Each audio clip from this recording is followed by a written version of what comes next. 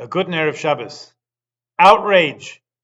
It may be the single outstanding mood of our times. Everything is an outrage. Everyone is outraged all the time. Politics is an outrage. Gas and grocery prices, housing prices are outrageous. Government policies, from local to the federal, in our country and most others, are an outrage. And of course, our good friend and outrage enabler, media and social media, feed the frenzy of outrageous news and new offenses and new revelations about outrageous things literally faster than we can digest them. The whole thing itself is really outrageous. It's not even clear if we're allowed to have normal emotions anymore or process events in our own time. We have to respond to each new outrage with outrage of our own to keep the mill grinding away. Of course, it doesn't have to be this way, but it takes an awful lot to fight the momentum. There's a hint of outrage in our portion this week of Shelach, and not perhaps where you would expect to find it.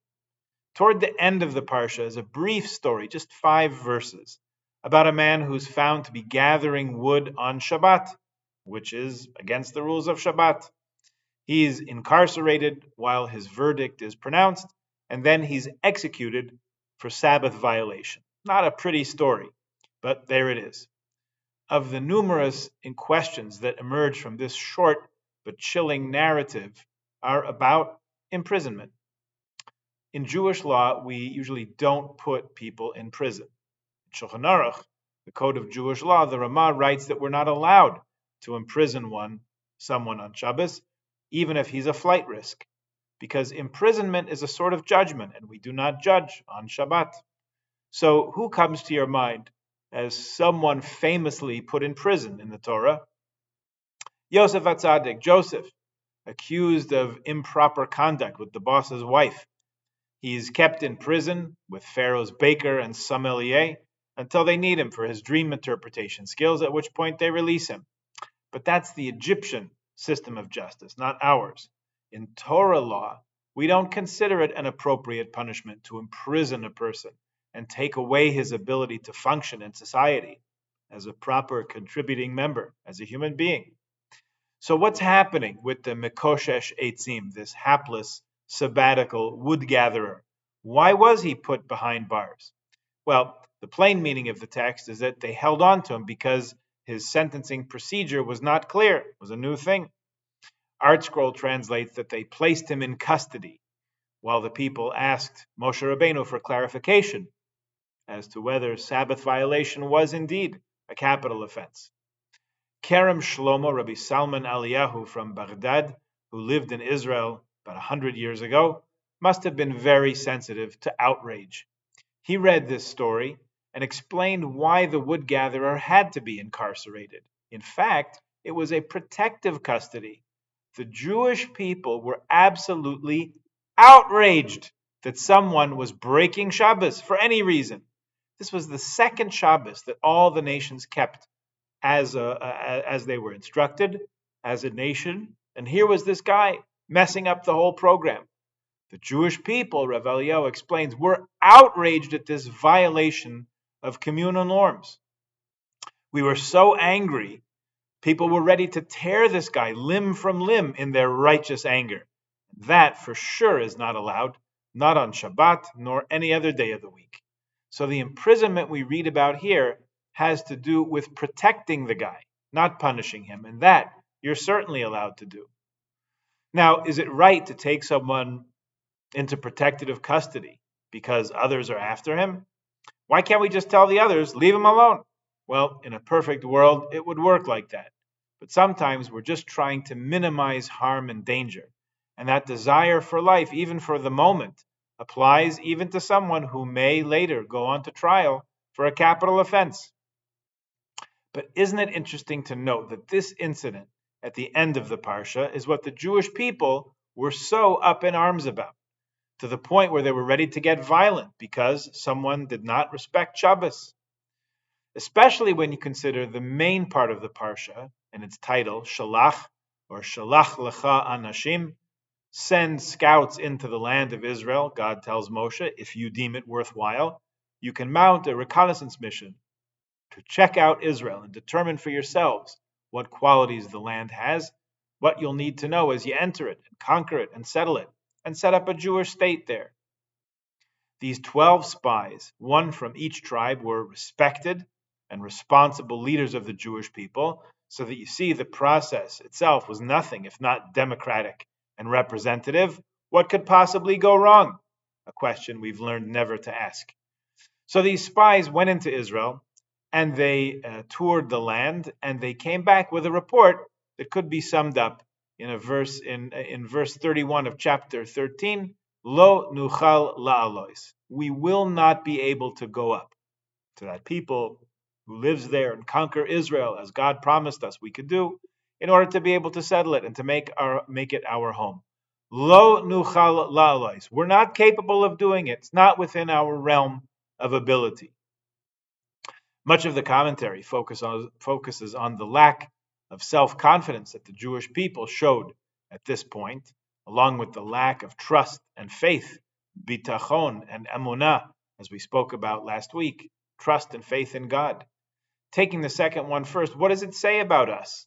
If God says, I'm giving you the mitzvah, which means not only the direction, the instruction, but also the ability that goes along with it, to go to this land that I promised your ancestors would be yours, and to settle it, and to farm it, and to live there as a nation. It's a most basic principle that God does not make demands of us that we're unable to fulfill.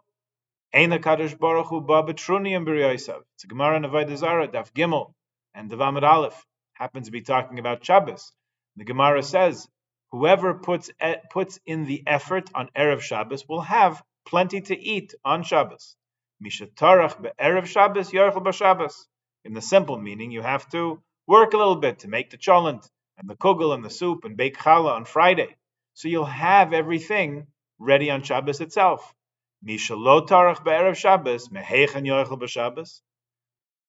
Someone doesn't prepare, what will they have to eat on Shabbos? Simple meaning you can understand easily, but they're also talking about this world and the next, the current moment and the Messianic era. Prepare yourselves now and you'll be plugged in, you'll be with the program then. And if not, maybe you won't. Okay, something of a national catastrophe happened as a result of these spies who came back and said, the task is too great for us. We're not up to the challenge. We will not be able to take possession and ownership of the land of Israel.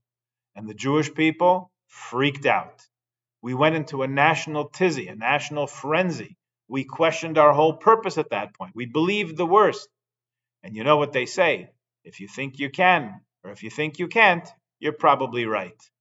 You might call it the first incident of social media corrupting society. 12 guys came back with a bad report, which in itself was kind of fake news, because two of them, Yoshua and Caleb, Joshua and Caleb, said, it's fine, don't worry. We'll be able to live in Israel just like God promised us we would. But it was the negative report of the other 10 that went viral in the Jewish camp and caused such a national panic. And that resulted in our spending another 40 years in the desert instead of another couple weeks. The commentaries take pains to tell us, the Gemara at the end of Tainus tells us that the date of this disastrous moment was on the 9th of Av of the Jewish calendar, Tisha B'Av. God said, since you wept on this day for no good reason, in the future you'll have plenty of reason to weep on this day. And if you look through history, indeed, the 9th day of the month of Av is the day of the destruction of the first two temples of Jerusalem, the fall of Beitar.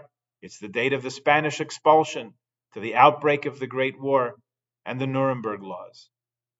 What took place among the Jewish people in that moment when the spies came back with their fearful and doubting report was panic and anxiety and amplification of negativity, and not outrage against the misjudgment of the spies itself. Where was that outrage? Where was the skepticism of our beloved people towards its leaders telling us we can't do something or we'll be unable to accomplish a goal? Don't we have a better sense of judgment than that? What might have been better for us at the moment, instead of Buying into the self-doubt and negativity of the spies would be to say, hey, let's think about this. Here's our national destiny, which we've been telling ourselves as long as we've been a people, that God promised he would bring us to Israel and help us flourish there, as God promised Abraham, Isaac, and Jacob. That was the point of bringing us out of Egypt. That was the point of giving us the Torah at Mount Sinai, which has hundreds and hundreds of laws that apply to living in the land of Israel and apportioning the land of Israel, farming the land of Israel, making the desert bloom, as we would later say. Who says we can't? Who tells us that we're not up to the challenge? If it were any other power, we wouldn't even give them the time of day. A lot you know, we'd say. You have no idea what Am Yisrael is capable of, we would tell them. And we'd ignore the editorials and the negativity, and we'd go right on doing what we have to do. But when it was our own people casting doubt on our own people, for some reason, that struck a chord. For some reason, that resonated with us. And we said, oh no, our leaders tell us we can't do it. It must mean we can't do it. If we had reacted with appropriate outrage instead of inappropriate lack of faith, we might have said, oh no, our leaders tell us we can't do it. That must mean they're not really our leaders. Our leaders would help us figure out a way to do it. Maybe in some way that's where we find ourselves today. Thankfully, B'chazdei Hashem, the Jewish people is once again in control of our own land for the first time in 20 centuries, and it's still a relatively new thing. It's really only 76 years and a few weeks. For some of us, that seems like a lifetime. But many of us can remember a world before the state of Israel became the modern homeland for the entire Jewish people, a haven for all of us. And here we are being told by international organizations and courts and experts and politicians from outside our people, that we're doing it wrong. We're being inhumane. We're violating the rights of others, that we have no right. We're criminals. Have a look at the first Rashi in Chumash. 900 years ago, Rashi wrote that this was exactly what the nations of the world would accuse us of.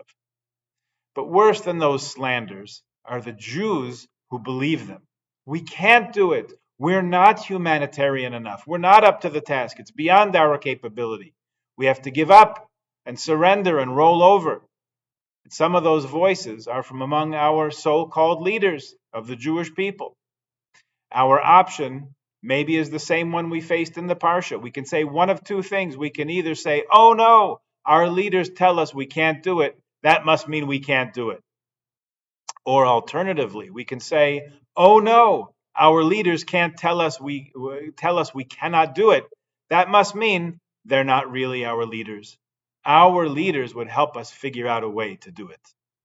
Mainly this has to do with so-called leaders in the diaspora, those who cast doubt on the integrity and values of the state and the defense forces of Israel, which in our shul we've been davening for every single day since the war broke out 9 months ago.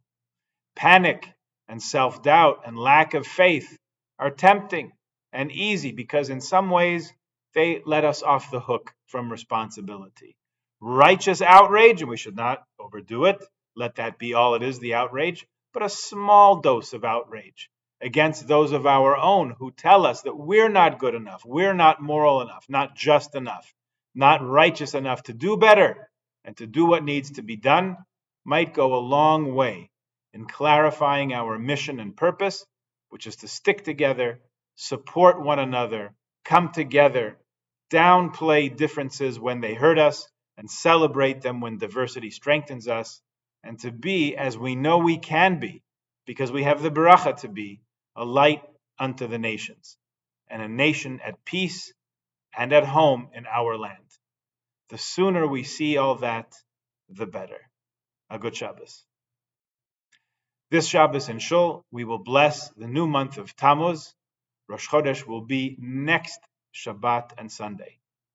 The reappearance of the moon will take place in Jerusalem, the eternal and undivided capital of Israel, next Shabbos afternoon, 1:09 p.m. with 10 parts. The Moiled wird sein, dem kommendigen Shabbos noch Mittag, 9 Minuten, noch eine Seger mit 10 Chalakim. Rosh Chodesh wird sein nächsten Shabbos Kodesh und Sonntag. A good Shabbos.